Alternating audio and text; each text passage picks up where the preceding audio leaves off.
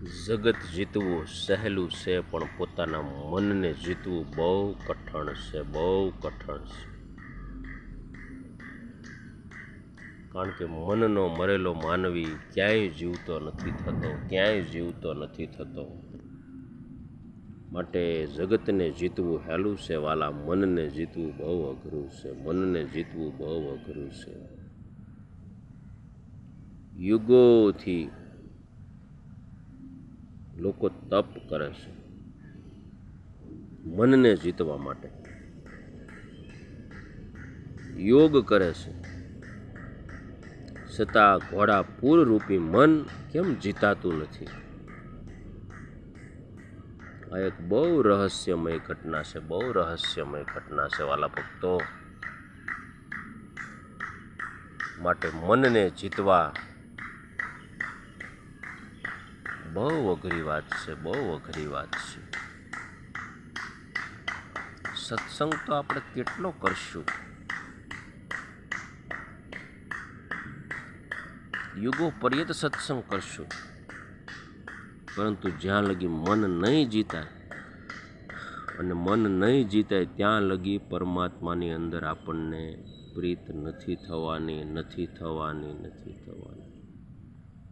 કારણ કે માયાની અંદર મનનો યુગોથી ઢાળ છે, એમનેમ લુપ્ત રહે. તો પછી કેમ આપણે મનને જીતવું?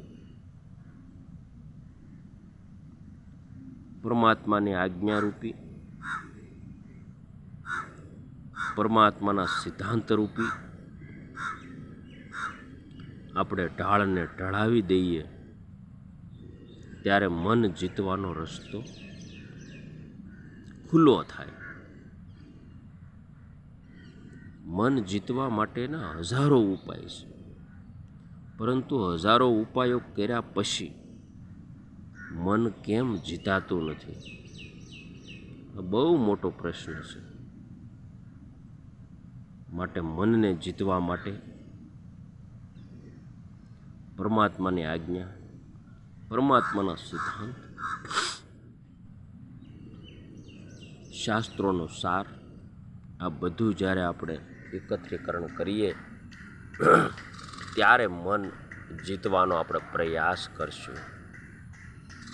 કારણ કે એક વખત મન જીતાઈ જાય ને ભાઈ, એટલે માની લો પરમાત્મા મળી ગયા, પરમાત્મા મળી ગયા. કારણ કે રાઈનો દાણો